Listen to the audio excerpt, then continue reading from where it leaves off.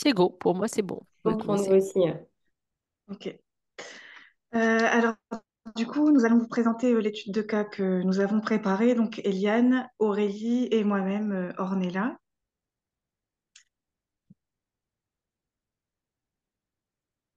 Donc, on va commencer par vous présenter les observations générales avec les motifs de consultation. Ensuite, l'histoire et les antécédents de notre sujet. Sa prakriti, sa vikriti. Nidanam, Samprapti. Et enfin, les buts thérapeutiques et Sikitsa. Donc, les observations générales et ses motifs de consultation. Donc, le premier échange, il se fait le 27 octobre par visioconférence. Nous appellerons notre sujet Madame X. Donc, c'est une femme âgée de 70 ans. Elle est mariée depuis 37 ans et a trois filles dont elle est très proche. Elle vit dans le nord de la France, donc c'est une région plutôt humide et venteuse. Elle n'aime pas les climats froids, elle aime la chaleur et elle fuit la chaleur sèche. Elle est retraitée secrétaire d'équipement textile de laboratoire. Au niveau de son physique, elle mesure 1,60 m pour 82 kilos et il y a un diagnostic posé de fibromyalgie. Concernant sa prise de médicaments, donc elle prend un Deroxal matin, donc c'est un traitement pour les troubles anxieux et dépressifs. À son coucher, elle prend un demi-Lexomil, donc c'est un anxiolytique, un demi-Zolpidem, qui est un somnifère, et elle prend aussi du CBD le soir. Et depuis peu, elle nous dit qu'elle prend des gélules de Nigel, des gélules d'Amla, donc c'est une grande source de vitamine C, entre autres, et d'ashwagandha, donc c'est le ginseng indien. Et donc ça, c'est plutôt pour le stress, l'anxiété et la fatigue. Au niveau de ses allergies, donc elle est allergique à la moisissure et aux graminées. Elle éternue beaucoup au printemps. Elle a toujours les yeux larmoyants. Et elle n'a pas d'addiction particulière. Ses motifs de consultation. Donc elle dit qu'elle souffre de fibromyalgie. Elle nous a dit avoir des douleurs diffuses, se sent fatiguée. Et elle précise que selon elle, c'est la fibromyalgie, donc on ne peut rien faire. Elle partage avec nous son anxiété constante et un stress parfois même dès le réveil. Elle est gênée par des diarrhées chroniques. Elle se décrit comme épuisée physiquement et nous, on note du coup une perte d'envie et de motivation. Au niveau de son histoire et ses antécédents, donc elle a une naissance plutôt difficile avec un accouchement douloureux pour la mère. En fait, le médecin a demandé au grand-père s'il fallait sauver sa maman ou l'enfant. Et le grand-père a répondu qu'il préférait que la mère soit sauvée. Finalement, Madame X est née par césarienne avec la jaunisse et elle n'a pas été allaitée. Lors de son enfance, elle a été élevée par ses grands-parents. Sa maman, elle était très peu présente et son papa est parti pendant la grossesse. Madame X est sujette aux migraines. Vers 6 ans, elle développe des crises d'acétone se traduisant par des maux de ventre et des vomissements très jaunes. Elle nous précise qu'elle avait très peur de l'eau, une phobie qui est encore présente à ce jour. À 7 ans, sa mère se marie avec un homme qu'elle considère comme son papa. Ensuite, de 12 ans à 15 ans, elle ne veut pas aller à l'école et elle se frottait le visage avec un tissu très sec jusqu'à... Elle s'entaille les bras et les jambes avec des lames de rasoir et elle nous indique qu'elle avait des diarrhées occasionnelles mais très intenses. Arrivée à l'âge adulte, elle déménage et elle se marie à 21 ans, un mariage qui n'a pas duré longtemps, donc qui a duré 6 mois. Son mari la trompe et elle n'est pas heureuse et elle prend 10 kilos. Son grand-père décède, elle le vit mal et elle fait une crise de spasmophilie et là, ses diarrhées s'intensifient. Elle déménage 3 fois et elle change de région. À 23 ans, elle se marie une seconde fois avec un homme alcoolique et violent. Elle ressentait de la peur, mais elle ne voulait pas le montrer. Donc, elle se défend et ça lui arrive parfois de rendre les coups. À 25 ans, sa première fille naît. Elle nous indique qu'elle n'avait pas assez de lait maternel et que sa fille devient sa raison de vivre. À 26 ans, elle divorce et elle s'enfuit du domicile pour échapper à la violence de cet homme. À 32 ans, elle déménage encore et rencontre un homme qu'elle définit comme calme, avec lequel elle se sent bien. 3 ans plus tard, ses deux jumelles naissent et elle se sent accomplie. Ensuite, à 40 ans, son père adoptif décède et l'année suivante, son deuxième mari, donc le père de sa première fille, se suicide le jour de Noël. La même année, elle subit une ablation de la vésicule biliaire suite à des calculs. Elle a une forte augmentation du taux de gamma accompagnée de douleurs intenses. À 43 ans, elle rencontre son géniteur, donc sa mère le prend très mal. Et suite à cet événement, elle dort sur 24 pendant une semaine. Elle ressent beaucoup d'angoisse, elle se sent oppressée et étouffée, nous dit-elle. Elle fait de la spasmophilie et elle tombe en dépression. Et donc, elle consulte un psychologue pendant 3 ans. À partir de 50 ans, elle ressent des douleurs diffuses dans le corps et le diagnostic de fibromyalgie est évoqué. À 53 ans, elle rechute de la dépression. Et là, elle consulte un psychiatre pendant 5 ans qui l'a bien aidée. À 57 ans, elle a une opération du cholédoque. À 60 ans, elle présente de nombreuses douleurs d'arthrose localisées à plusieurs endroits dans le corps. À 67 ans, elle a un zona au niveau du bas du dos et on lui diagnostique cette année une hernie hiatale et un syndrome d'apnée du sommeil. Donc, elle doit porter un appareil la nuit. Alors ensuite, sa prakriti et sa vikriti. Alors, donc sa prakriti, donc on note quand même une ossature plutôt épaisse. Elle parle doucement et lentement avec un ton monocorde. Son visage est plutôt rond avec une peau lisse et peu de rides. Son teint présente des taches de rousseur. Son front est grand et large et son nez plutôt gros et arrondi. Sa charpente est moyenne, ses yeux sont moyens, mais elle a un regard quand même vif. Et son cou est plutôt petit et fin. Elle a des cheveux denses et assez fins.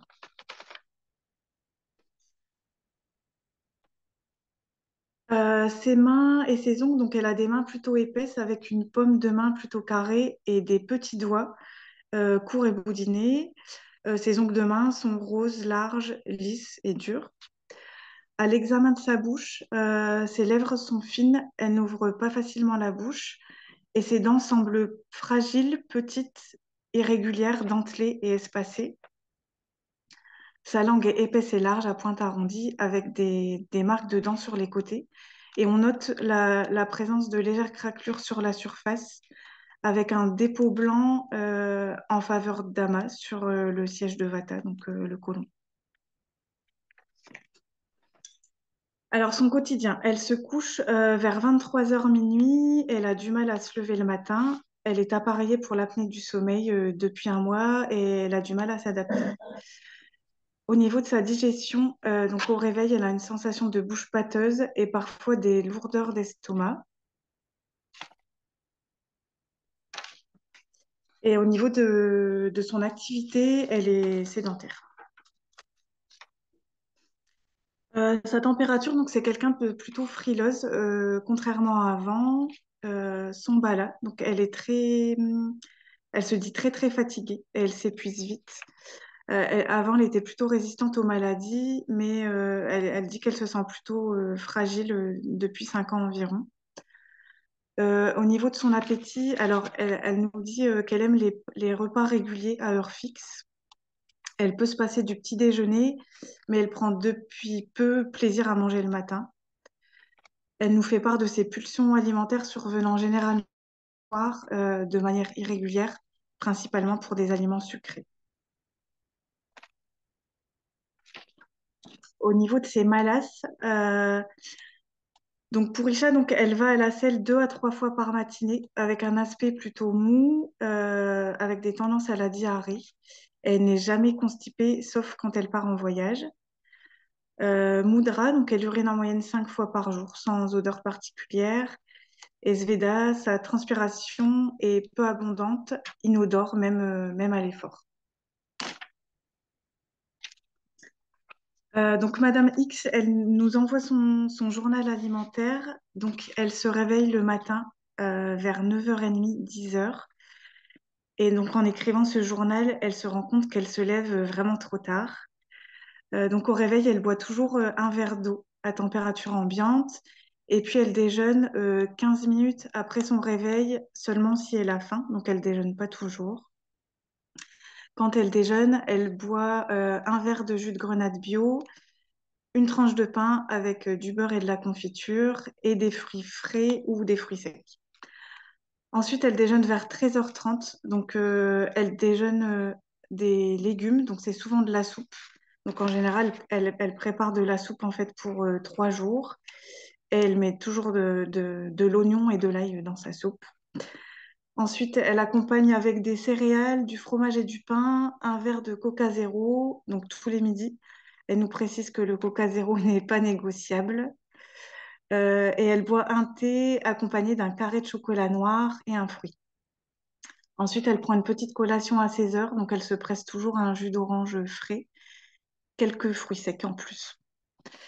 Et elle dîne vers 19h, 19h30, donc des céréales, parfois des légumes, des protéines, donc ça peut être du jambon, du saumon, du poulet et rarement du bœuf, et des biscuits secs ou un yaourt ou un fruit, en sachant qu'elle cuisine de façon rapide. Elle veut pas que ça dure trop longtemps et ça lui arrive de consommer des produits congelés. Donc sa prakriti, donc Madame X est en âge Vata. Après observation, nous penchons plus pour une constitution double Kapha-Pitta. Donc sur le plan physique,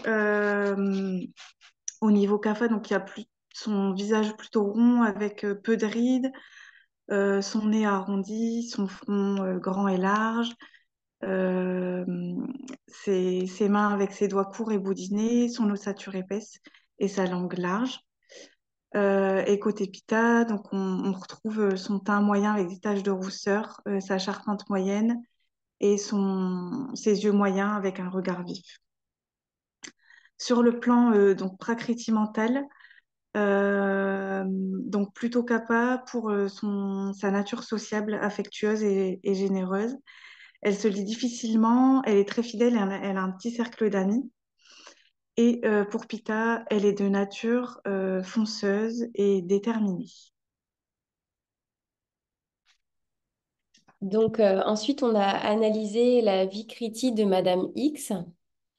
Donc, au niveau de la vie critique physique, Vata dosha serait le premier dosha à s'être déséquilibré. Et on va aussi revenir sur cette hypothèse avec donc les maux de tête, les douleurs, l'anxiété, la fibromyalgie qu'on retrouve encore aujourd'hui. Pitta dosha est ensuite augmenté, sachant que Vata vriddhi cause Pitta vriddhi. Et aujourd'hui, elle présente toujours actuellement un tableau de diarrhée. Kapha-dosha est ensuite touché et notamment aujourd'hui, on le retrouve avec cet état dépressif qui s'est développé à partir de 43 ans et pour lequel il y a eu une rechute 10 ans après aussi. Au niveau de sa vie critique mentale, Madame X a une forte prédominance de tamas avec un épuisement aussi bien physique que psychique. On ressent très fortement, et elle l'exprime aussi, un manque d'envie, un manque de motivation, une perte de goût de la vie. Et aussi la présence de Rajas qui est présent avec la peur de l'avenir, l'anxiété au quotidien.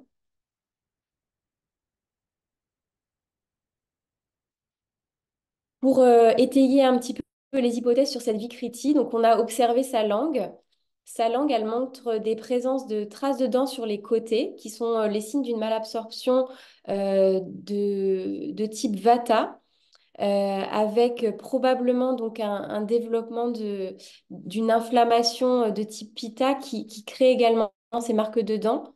Et puis le foie peut-être aussi également engorgé, le stress chronique. À la surface, on a la légère craquelure, enfin la craquelure médiane et longitudinale, qui nous indique qu'on a de la sécheresse qui est due à Vata Vriddhi. Au niveau de la zone du cœur, il y a une marque plus profondément qui indique une faiblesse d'Ojas. Et on a un dépôt blanc au niveau du fond de la gorge qui symbolise donc Samakapha sur le siège de Vata, donc au niveau du fond de la gorge, au niveau, du fond de la langue, pardon, au niveau du côlon. On note plusieurs datus qui sont affectés dans cette Vikriti. On évoque principalement donc, enfin tous les datus, mais en premier Rasa Datu qui peut être insuffisant de par donc l'absence d'allaitement à sa naissance, la qualité d'Ojas qui a été donc atteint dès sa naissance et peut-être exacerbée par le manque d'amour maternel, l'absence du papa de Madame X. Raktadatu est ensuite affecté donc du fait de la carence de Rasadatu. Il est aussi en excès avec la formation de calculs biliaires, euh, l'élévation des gammas en faveur de la surcharge du foie. Alors peut-être que cette surcharge du foie elle est exacerbée par ces médicaments pour la dépression. Et c'est une dame aussi à laquelle on a enlevé la vésicule biliaire, qui est aussi donc en faveur d'une élévation de Raktadatu. Le zona est une maladie de type Pittaja qui est également une manifestation du déséquilibre de ce datu. Mamsa Datu, probablement affectée du fait de sa fibromyalgie qu'elle a développée à partir de 50 ans et peut-être plus précocement dès la survenue de ses premières crises de sphosophilie à partir de 21 ans. Meda Datu semblerait aussi en augmentation chez Madame X. Elle se plaint d'une prise de poids. Notre sujet a aussi une atteinte d'astidatu avec une arthrose très invalidante qui témoigne d'une pathologie Vata qui a atteint les datus.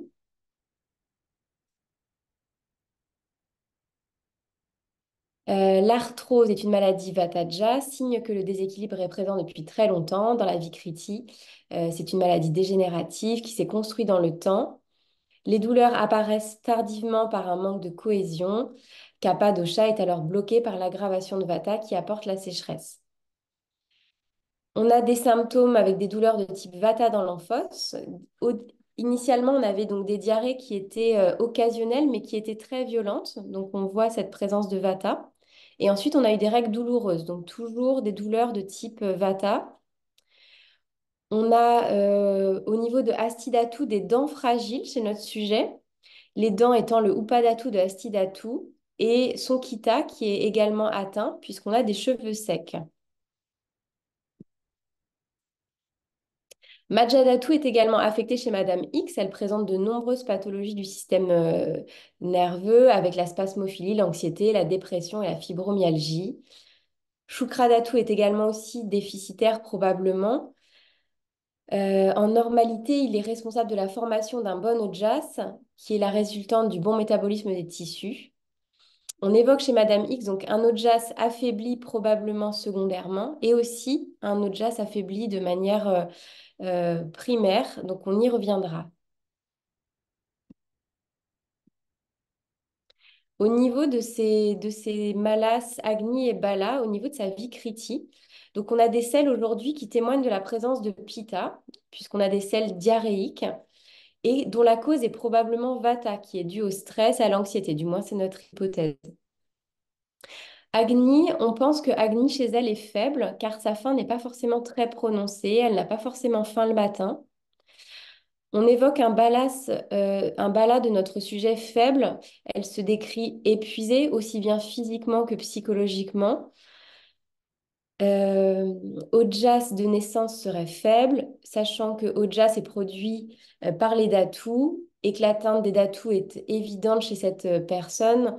On aurait également un bala qui est faible, du fait aussi que le Agni faible donne un Ojas faible, et c'est ce qu'on évoque avec ce manda Agni.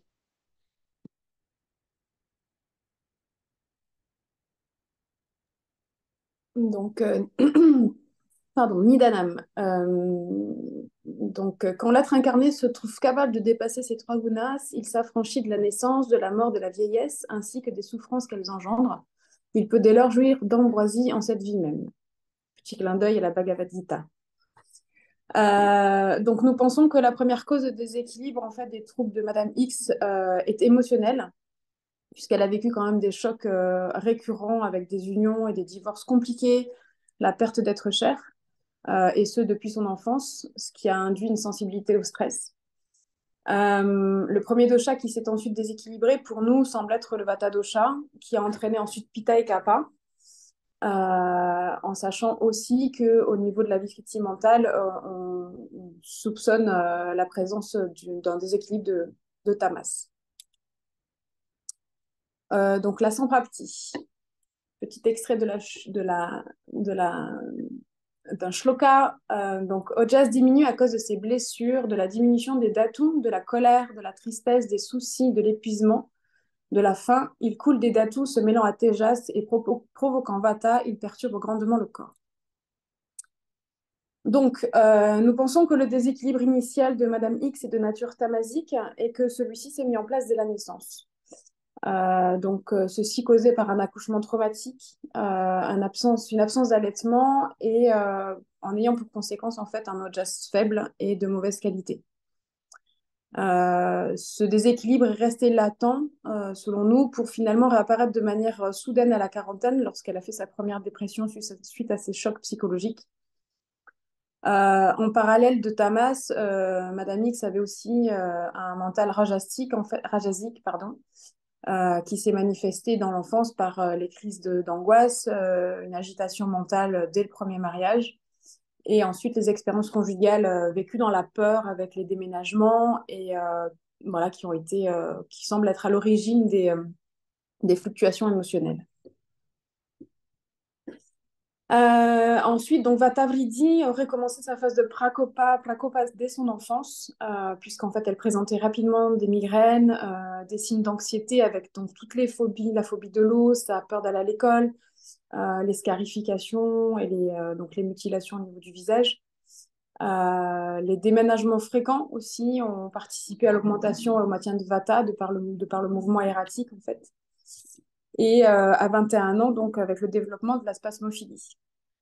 Donc la qualité d'Ojas expliquerait son mental tamasique qui serait responsable de ses tendances émotionnelles, ainsi que des affections de ses datus, avec plus tard la mise en place de la fibromyalgie, de l'arthrose et de sa fatigue chronique. Donc à 40 ans, on se rappelle qu'elle a vécu 3 chocs psychologiques importants qui ont aggravé sa nature tamasique. À 50 ans, elle développe donc la fibromyalgie, qui est une maladie douloureuse et invalidante, dont la cause pourrait être, selon nous, due à Vata dosha, et notamment par la sécheresse qui véhicule de par ses qualités, en fait, l'agou. Donc pour nous, en fait, la cause de la fibromyalgie est due à un déséquilibre de Vata dosha. C'est une maladie qui est quand même assez complexe, mais qui effectivement évolue dans le corps, en fait, et qui part du côlon pour venir s'installer, en fait, plus tard dans les datus de manière beaucoup plus insidieuse. Donc en lien avec effectivement le dosha kapha aussi, qui lui est bloqué et qui va venir justement insinuer les datus. L'apnée du sommeil dont Madame X est sujette aussi est un déséquilibre pour nous de Vata dans le siège de Kapha en fait, qui se trouve donc les poumons. Vata bloque le flux de la respiration et l'apport d'oxygène pendant le sommeil, ce qui vient renforcer l'état tamasique de Madame X et la maintient dans un état de fatigue, à la fois physique et émotionnelle. Donc la raison principale de ce mouvement est due à l'affaiblissement d'Agni, qui n'est pas suffisant pour éliminer Ama, et la présence de Vata qui se déplace dans les datus. La présence de Vata qui déplace Ama dans les datus, pardon. Donc Pitta dosha est également lui aussi déséquilibré, et ce dès la naissance avec la jaunisse néonatale de Madame X. On semblerait que ce terrain inflammatoire est une source très précoce dans sa vie critique, qui n'a fait qu'augmenter dans le temps. Donc ça se transparaît par, à l'âge de 5 ans, donc les vomissements jaunâtres, des vomissements bilieux, ce qu'elle appelle des crises d'acétone en fait. Et puis l'apparition des premières diarrhées aux alentours de l'adolescence, qui sont certes occasionnelles, mais très violentes et qui deviendront chroniques à partir de la vingtaine. Donc on remarque effectivement aussi la présence de Pita au niveau de sa vésicule biliaire, puisqu'elle a eu des calculs qui ont engendré donc l'ablation pardon, de la vésicule biliaire. Et puis ensuite, ça atteint le foie avec une ablation, une intervention au niveau du cholédoque. Et enfin, donc le zona qui apparaît un peu plus tardivement, mais qui est aussi lui aussi un symptôme Pitta, avec une cause vata, puisque c'est souvent déclenché par une immunité faible et un stress. Et en cascade, le Kapha-dosha est lui aussi touché et se présente par un surpoids de Madame X et un état dépressif. Donc on a conscience que ces maladies sont très invalidantes pour elle et sont un frein majeur à la mise en place d'une activité physique régulière et la maintiennent aussi dans dans un mental résigné, fataliste dont elle parle depuis le début, qui ne l'aide pas à sortir de ce cycle d'inaction. Alors, notre hypothèse, effectivement, viendrait de cette naissance traumatique, en fait, qui a créé un déséquilibre émotionnel d'ordre tamasique, dû à la qualité d'audience de départ, en fait. Cette mauvaise qualité a induit, en fait, une aggravation, une apparition très rapide du déséquilibre de Vata Dosha et tous les symptômes qui sont liés à cette aggravation. Donc le Rasa Dhatu a été vicié par l'absence de lait maternel, par l'absence de l'amour maternel et l'absence totale du père. Rasa Dhatu n'a pas été nourri et en fait il a été même aggravé par Vata, ce qui a affecté en fait en cascade les autres Dhatu.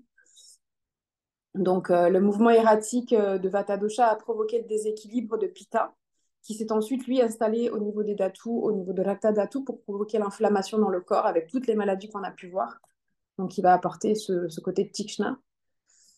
Donc, Mamsa et Medadatu, eux aussi, donc, ont été contaminés, ce qui a permis, en fait, après, pardon, l'installation de la fibromyalgie. Donc, en sachant que là, on est quand même au niveau au stade 5 de Kriyakala, donc ce qu'on appelle Vyakti.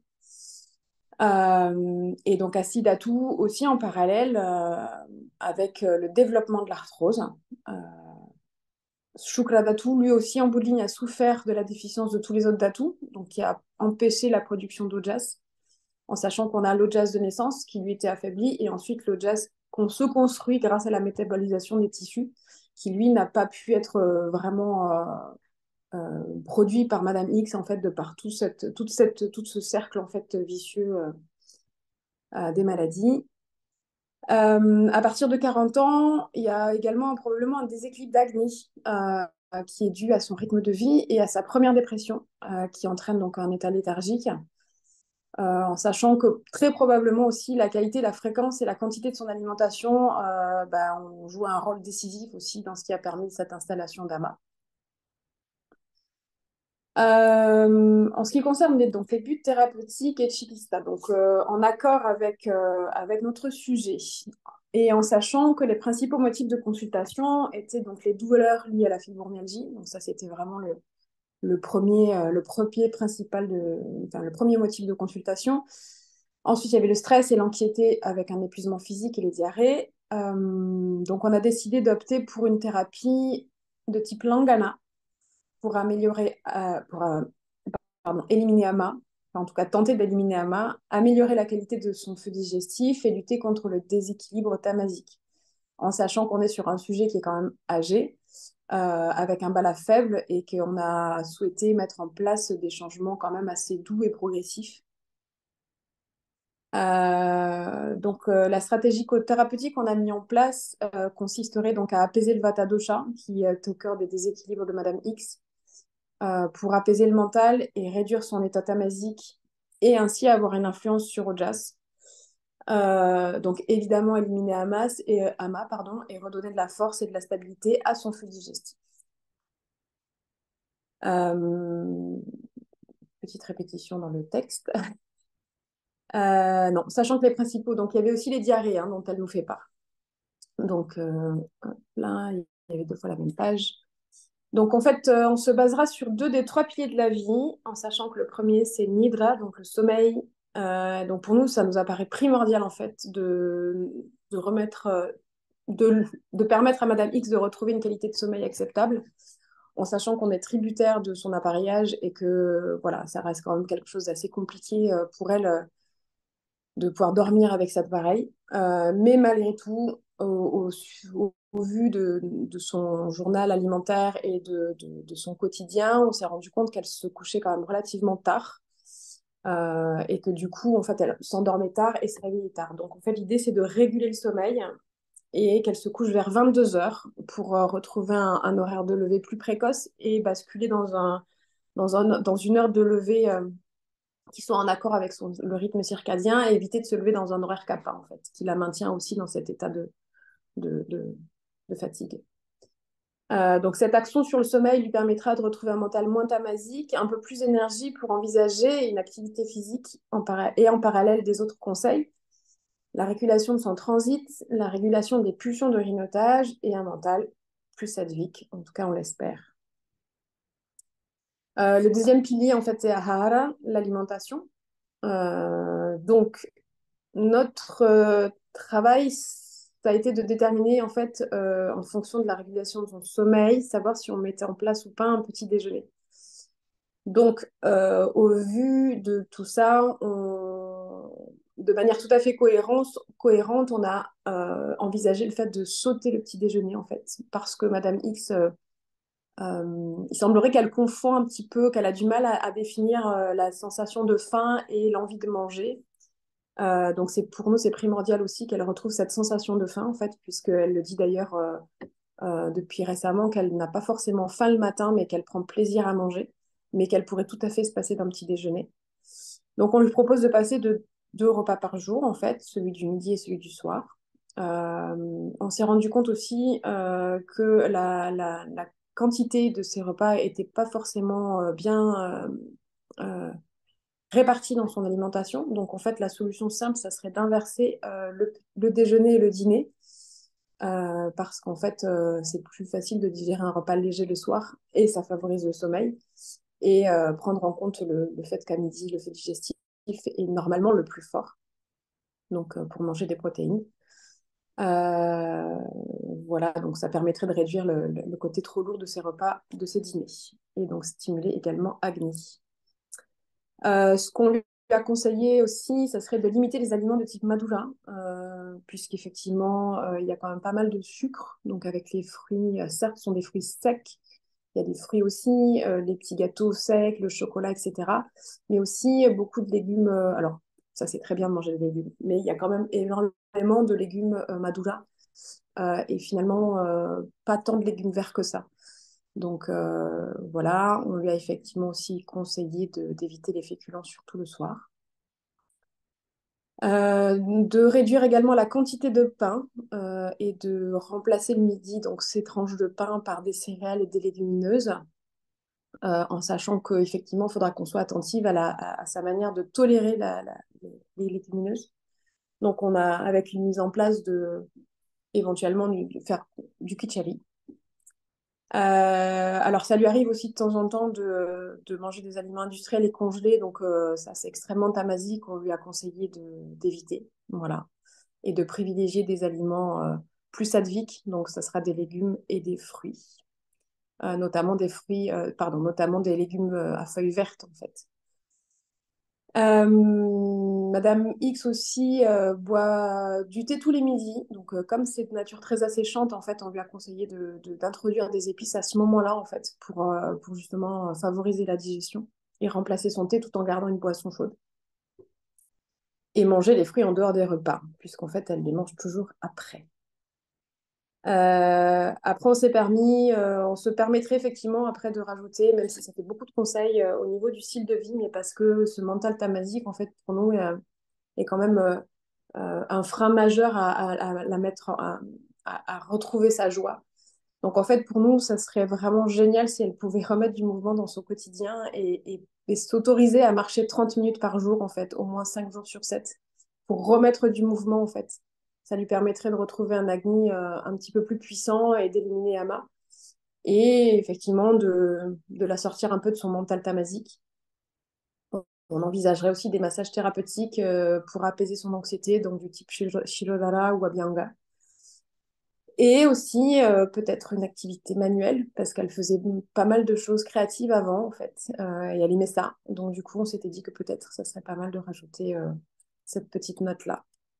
Voilà, donc l'Ayurveda est la science de la longévité, cherchant délicatement l'équilibre entre un corps sain, un esprit calme et une âme en paix. Et namasté, merci pour votre attention.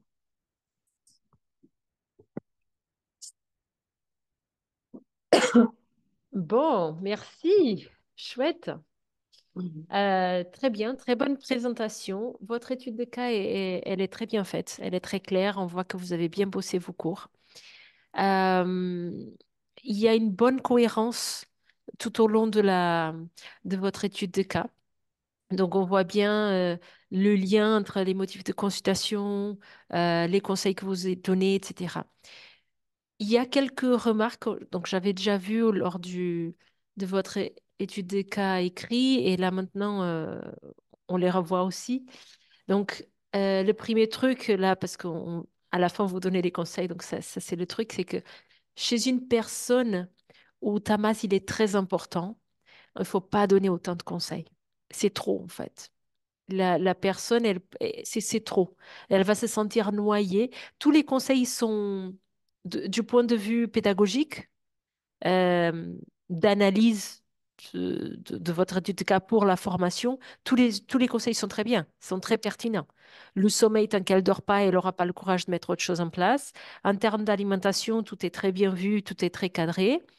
L'exercice physique, pour sortir de ta masse, il faut du mouvement, il faut du rajas. Donc, il faut à un moment ou un autre. Donc, au début, vous disiez, bon, d'abord, elle va dormir. Une fois qu'elle aura bien dormi, qu'elle sera reposée, on mettra en place l'exercice physique. C'est la bonne approche, à mon avis. Donc, faire les choses étape par étape. Mais il faut que ça passe par le mouvement à un moment ou un autre. Parce que quand on est à du tamas, il y a trop de léthargie. Il faut mettre du mouvement pour sortir de là. Par contre, si vous donnez tout ça lors d'un premier rendez-vous chez une personne comme ça, elle va se sentir noyée, elle va rien faire. C'est trop. Déjà pour une personne qui n'a pas un tamas trop, trop, trop ancré, c'est déjà beaucoup de conseils. Parce que c'est facile de les dire, mais c'est pas facile de les mettre en place. Vous avez eu le retour, vous avez déjà donné ces conseils à la personne? Je me permets de prendre la parole. Du coup, on aurait bien aimé effectivement lui donner des conseils. Alors, pour ma part, j'avais pas saisi qu'il fallait lui donner des conseils dès à présent. Et du coup, non, on ne l'a pas fait. On aurait été capable de déterminer en revanche deux actions alimentaires principales, notamment sur inverser son repas du midi et du soir. C'était la priorité pour nous. Et la deuxième chose, c'était d'enlever son fromage, en fait, de limiter un peu les produits laitiers. C'était les deux points importants qu'on aurait donnés comme conseil alimentaire si on avait dû commencer. Voilà, ça me semble très bien. Qu'est-ce que vous devez ou pas faire? Maintenant, c'est vous et votre engagement avec cette personne. Donc, vous l'avez accompagnée tout au long de la formation. Je, moi, à la place de cette personne, j'aimerais bien avoir quelques conseils après. Euh, mais je pense que si vous donnez tout ce que vous proposez là, vous allez la noyer. Donc, de donner un ou deux conseils. Donc, sur la nutrition, là, comme ici, c'est une formation nutrition, donc c'est ça qui est surtout évalué.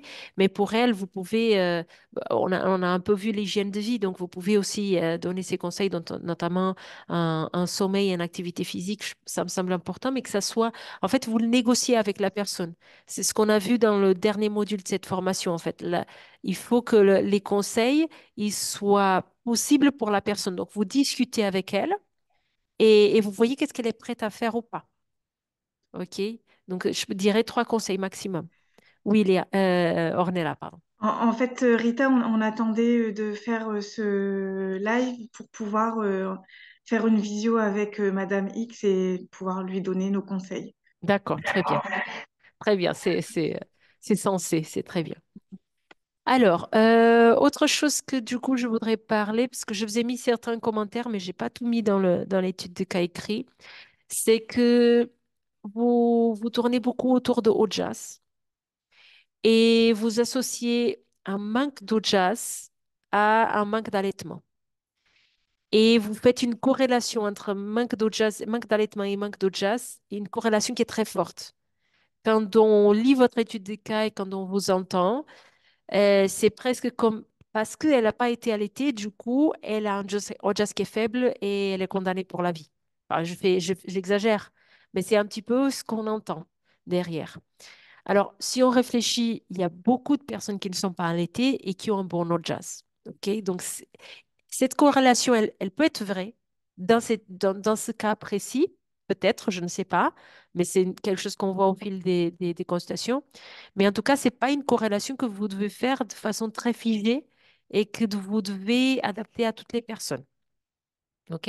C'est pas, en fait, le fait de ne pas être allaité, ça nous ne condamne pas à avoir un OJAS qui est faible. Il y a deux types d'OJAS.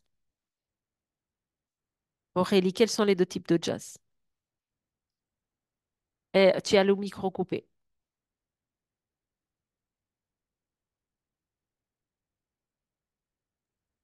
Il y a le jazz de naissance, en fait, qui lui est donné par la mère, qui se trouve au niveau de l'hidayam, en fait, au niveau du cœur. À Et quel ensuite, mois ça se passe? au huitième mois, Au huitième mois, il transfère entre maman et exactement. voilà. Ouais. Très Et bien. donc, et ensuite, il y a le jazz, donc ça, c'est le jazz inné.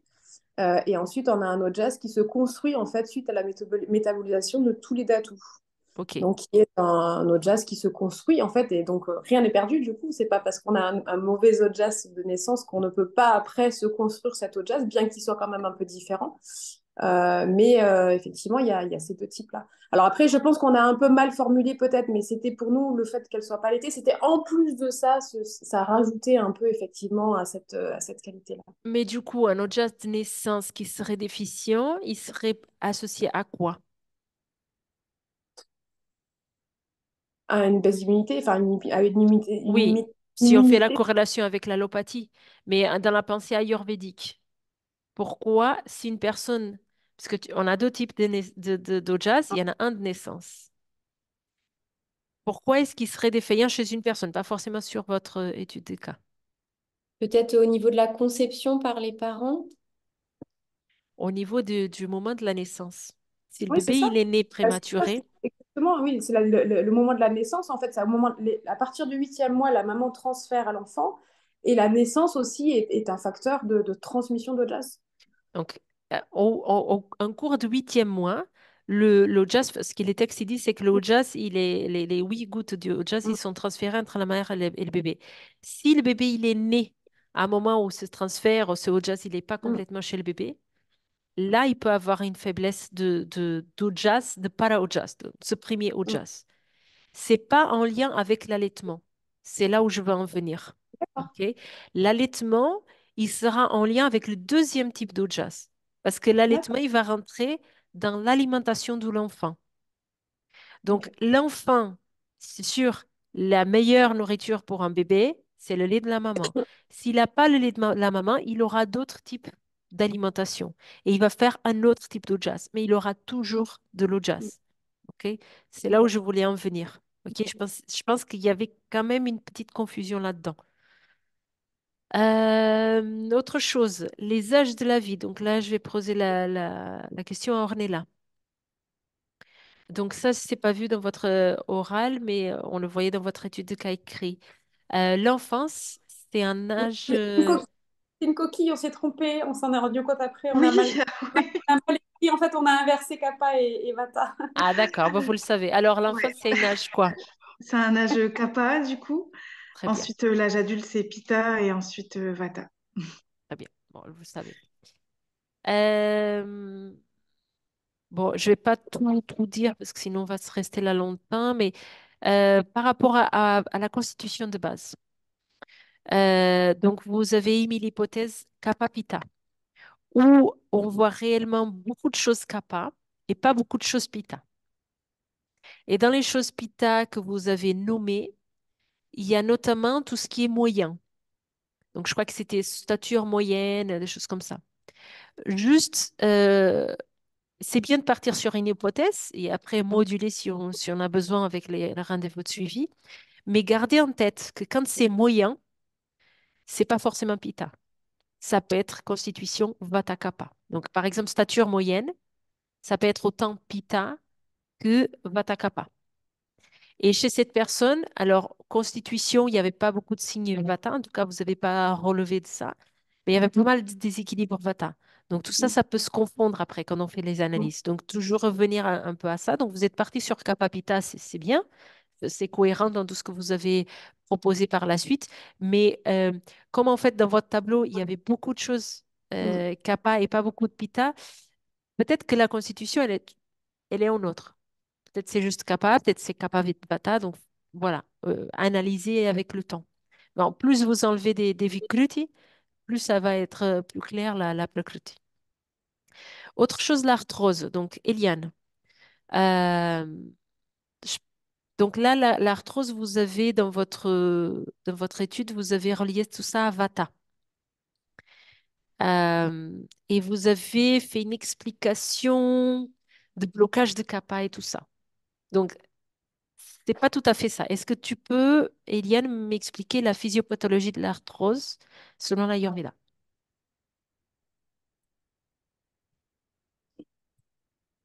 T'as vu, j'ai mis la question la plus difficile pour toi.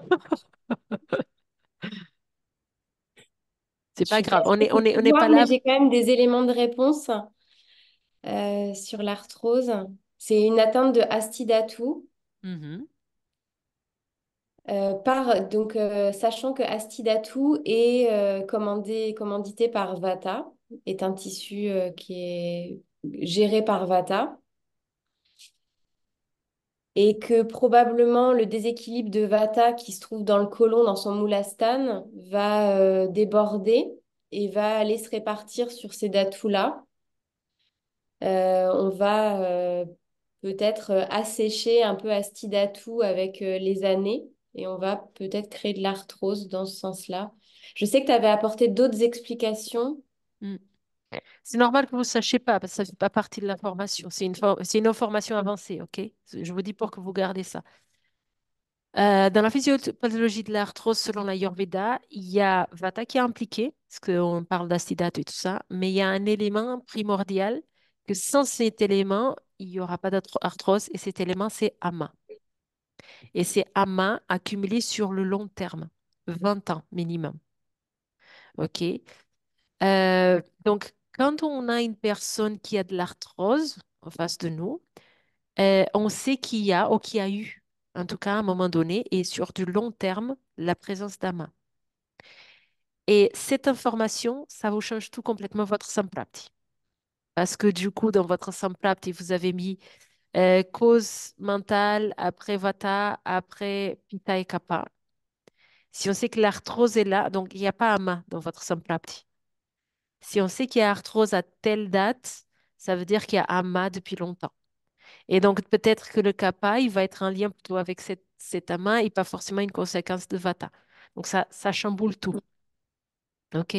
Mais en tout cas, pour que l'arthrose elle soit présente, c'est de l'ama qui s'accumule goutte par goutte. Des textes, ils expliquent comme ça. En fait, c'est une nourriture qui est non digérée, qui a été accumulée, qui a été transportée par vata, par Chalaguna et qui s'est localisé à certains endroits parce que dans ce qu'on appelle les shrutamsi, le diamètre il était plus grand. Donc, il va se localiser à ces endroits-là. Et donc, ces endroits-là, c'est les articulations. Donc, goutte par goutte, ça s'accumule. À un moment donné, cette accumulation, elle fait que l'humaine du shrutamsi, le tube, il devient à l'intérieur, il devient de plus en plus petit. Parce qu'il devient de plus en plus petit, Vata, il a de plus en plus de mal à passer. Et parce que Vata, il a du mal à passer, il cause de la douleur. Donc la douleur, elle n'est pas causée par kappa. Il n'y a pas cette notion de kappa qui est bloquée comme vous avez nommé dans votre étude, mais c'est le Vata qui n'arrive plus à passer. Quand il y a douleur, il y a toujours le Vata qui est impliqué. C'est toujours un passage de Vata qui ne se passe pas bien. Et même si dans la douleur, il peut y avoir une implication de Pitta ou de Kapha. Et là, dans l'arthrose, c'est vraiment ça. C'est le Vata, il n'arrive plus à passer bien, donc il fait mal. Et après, il y a la déformation, c'est des datus, ça dans un deuxième temps. Mais il y a une notion d'ama qui est très présente. Et que du coup, dans votre étude de cas, vous parlez un petit peu d'ama vers la fin, mais ama, il n'est pas très présent. Alors que je pense que dans cette personne-là, il est fondamental.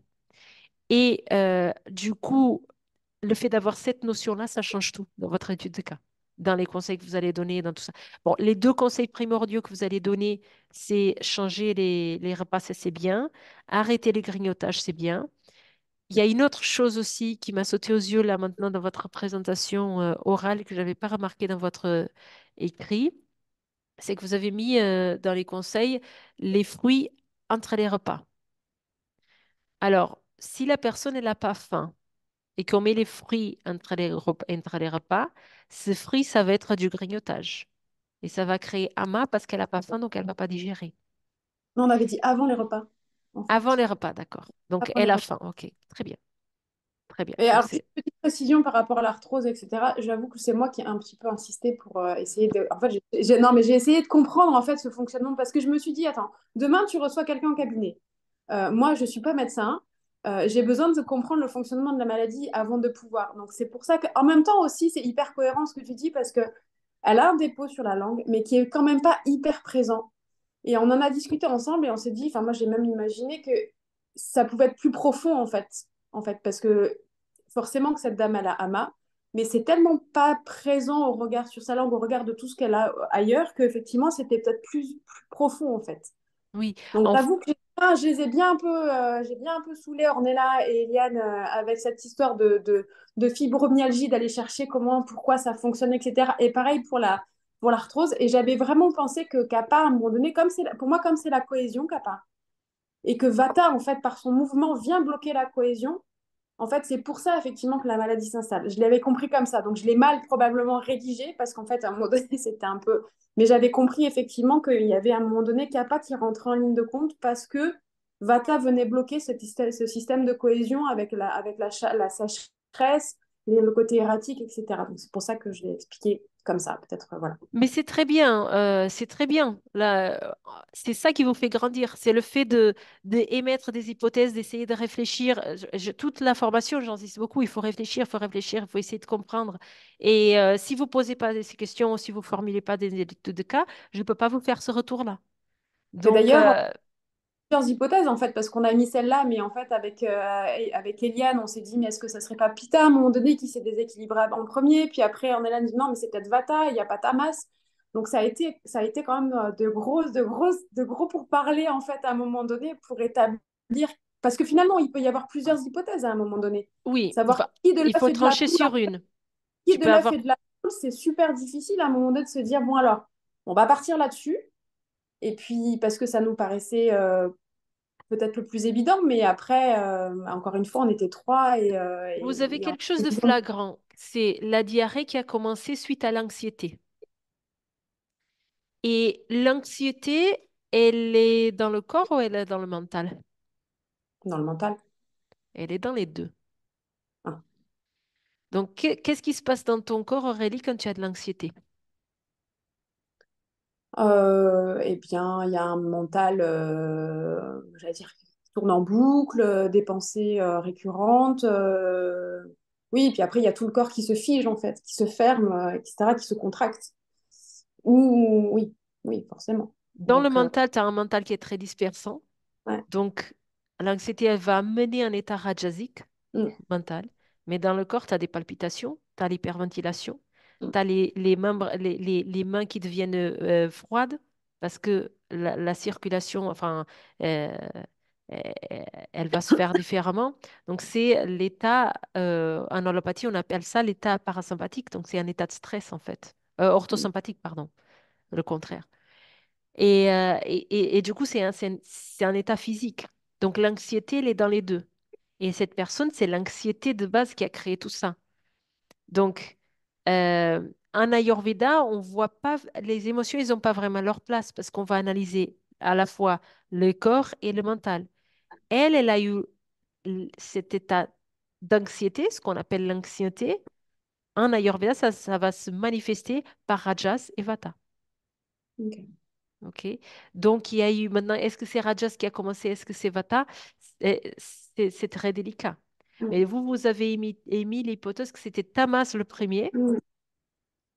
et qu'après c'était Vata et qu'après c'était Pitta et Kapha en même temps. Mm. Donc tout ça, tu vois, avec déjà ces éléments, il faudrait refaire tout votre Nidana et votre Samprapti. Mais c'est normal et c'est bien en fait. C'est bien d'avoir ces réflexions et de chercher toujours la cause parce que c'est comme ça qu'on évolue. Donc oui, vous avez cette chose qui est flagrante, c'est que c'est l'anxiété qui a créé la diarrhée. Donc Pitta, il vient en deuxième. Et donc normalement, ça serait Rajas. Moi, dans mon interprétation, par rapport au signe, ça serait Rajas et Vata qui commencent en premier. Mm. Et Tamas, il arrive dans un stade un peu... Ça arrive un peu plus tard, j'ai l'impression, de l'histoire de la personne. L'autre chose aussi, quand vous parlez du cœur au niveau de la langue, en fait, vous corrélez tout au jazz. En fait, le Donc ça, c'est moi, cœur, en fait. c'est toute ta faute, en fait. J'avoue, non, mais je prends la responsabilité de ça, en fait, parce que vraiment, enfin, c'est comme ça que je l'ai interprété et je les ai bien gonflés avec ça, en fait. J'ai insisté fortement, en fait. Non, mais c'est bien, parce que comme ça, je peux faire un retour là-dessus. Donc là, je vais donner peut-être la parole à Ornella. Ornella, le cœur, quand on le voit sur la langue, qu'est-ce que ça peut indiquer? Alors, donc nous, dans notre étude de cas, on a dit une faiblesse d'Ojas, mais c'est pas forcément ça, du coup. Ça peut être un lien, parce que Ridayim, c'est le siège de Ojas. Mm. Donc ça peut être un lien, c'est pas faux ce que vous avez dit. Mais ça, en fait, voilà, il y a une corrélation très forte que vous avez fait dans votre étude de cas. Ça peut être d'autres choses. Bah Et alors, moi, par exemple, peut-être je plus, pense pas au jazz directement. Si je vois le signe du cœur, je pense à autre chose. C'est quoi la première chose qu'on pense? plus émotionnel, du coup, une sensibilité émotionnelle. Au organique, non? Le cœur, Oui, organe, oui, il peut mhm, y avoir une faiblesse. oui, Donc, normalement, tous les techniques de pariksha, là, dans la langue, quand on voit les poumons, quand on voit le cœur, quand on voit le foie, tout ça, ça nous indique des problématiques ou des faiblesses au niveau de l'organe mm, physique. OK? Il peut y avoir un lien avec le jazz, il peut y avoir un lien avec le mental, mais déjà, dans un premier temps, c'est physique, quoi. Après, c'est vrai que dans la mesure où elle n'avait pas de pathologie, heureusement pour elle, parce qu'elle en a déjà beaucoup, ouais. au niveau du cœur, en fait, de manière vraiment physique, c'est pour ça qu'on a fait ce lien, en sachant que c'était On vraiment un peut, espace creux, on en essaie fait. d'aller voir le cardiologue.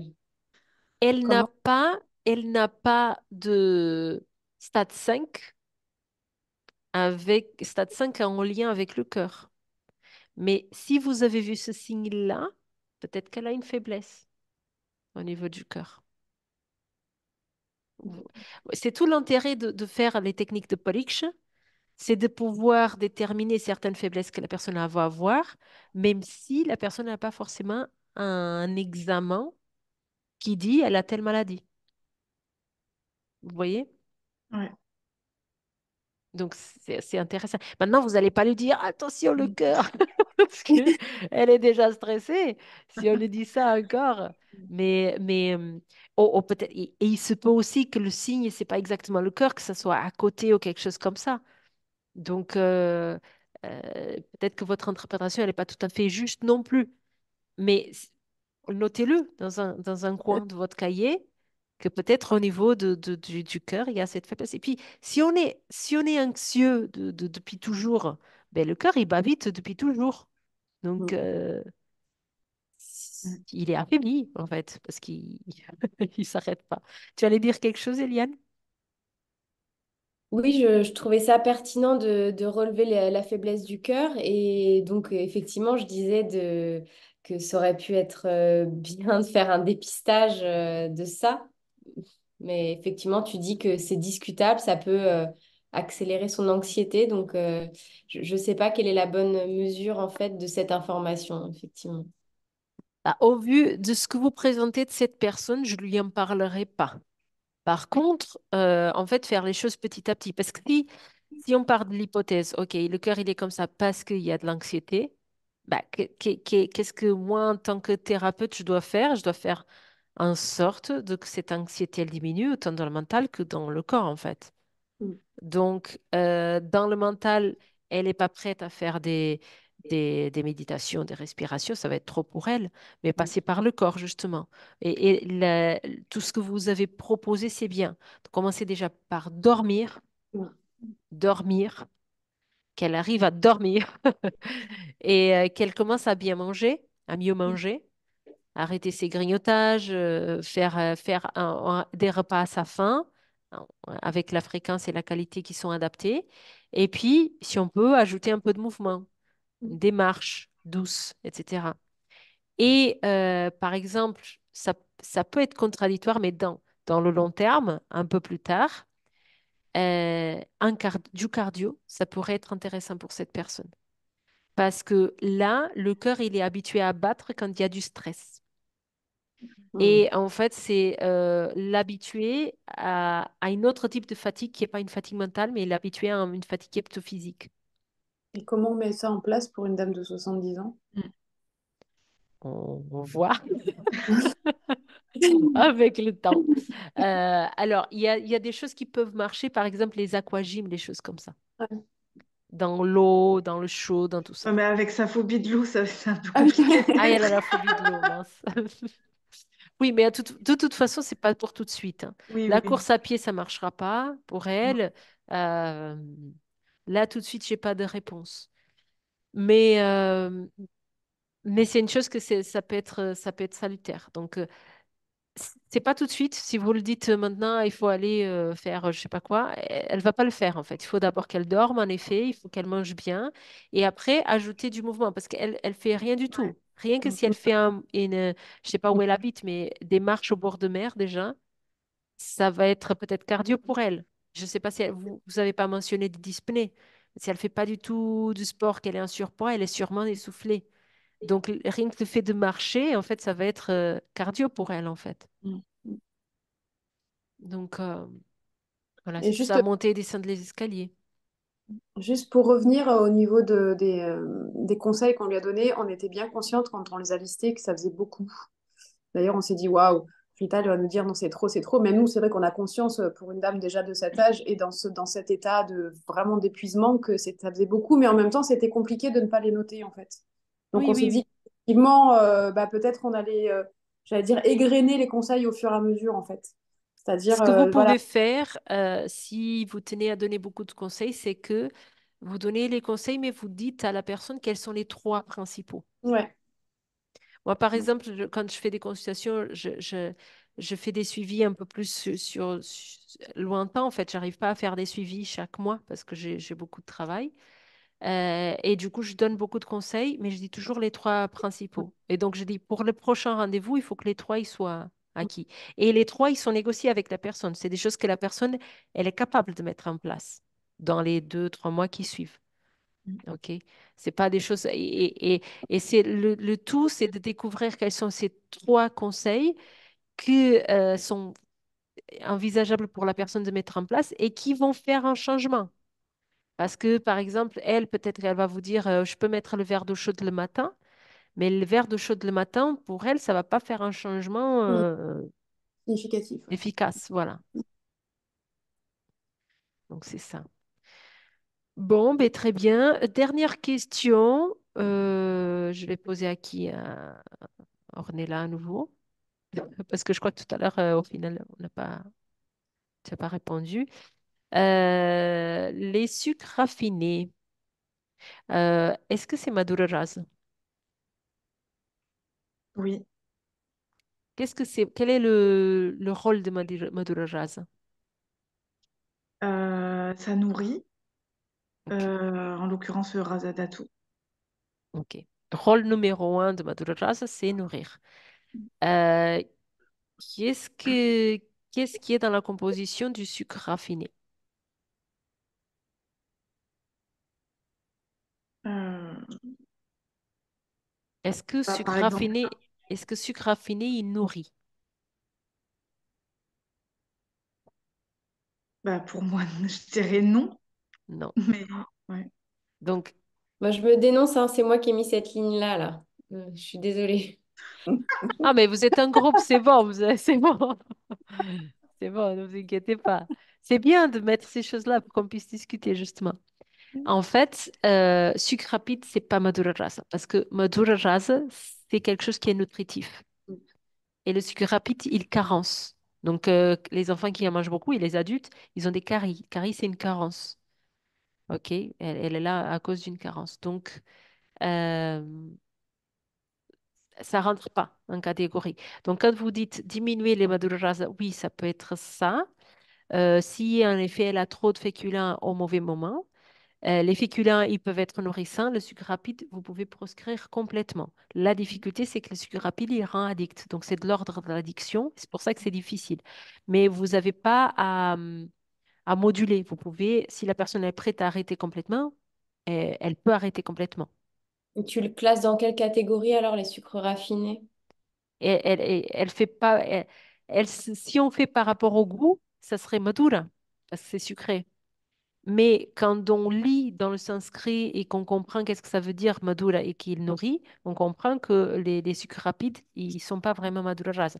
Parce que les goûts, les saveurs en Ayurveda, c'est pas juste un goût en bouche, c'est un Mm. rôle qu'ils ont dans le corps. Donc, le sucre raffiné, il va avoir le goût en bouche, mais il n'a pas le rôle de madura rasa. Donc, il peut Ouais, pas être madura rasa. ça devient presque piquant en fait. Plus le sucre est sucré, j'allais dire, plus ça devient piquant. C'est ça l'effet, enfin le goût final. Alors, Non, je sais pas. Il me semble que c'était ça de mémoire, ce que tu nous avais en dit. fait, madura rasa, il reste madura rasa. Non, non, les sucres raffinés en fait, le Mais les sucres sucre. rapides, je ne sais pas. Selon Ouais. l'Ayurveda, je ne sais pas. Euh, alors, si tu fais le parallèle avec la naturo, l'allopathie, les sucres rapides, ils sont considérés acidifiants. Donc, on D'accord. pourrait, si on fait le parallèle entre cette pensée moderne et l'allopathie, on dirait que donc le goût acide, c'est quelque chose de chaud. Hmm. Et donc, c'est sûrement un vipaka ushna, donc katu, piquant. Ok. Mais c'est pas écrit dans les textes comme ça. OK. Donc, les textes, ils viennent d'une époque où les sucres rapides, c'était pas trop, ils n'étaient pas trop là, quoi. Il y avait le sucre de canne, mais le sucre Hmm. de canne, ça reste un sucre complet et qui est nourrissant. Le sucre rapide aujourd'hui blanc, comme ça, il a plus de nutriments, il n'y a plus rien. Donc, c'est difficile de l'analyser à travers les textes. Il faudrait qu'on observe notre qu'est-ce qui se passe dans notre corps pour observer ce vipak. En effet, ça chauffe le corps, donc peut-être oui, c'est piquant. Ou acide. Hmm. Goût post-digestif acide, peut-être.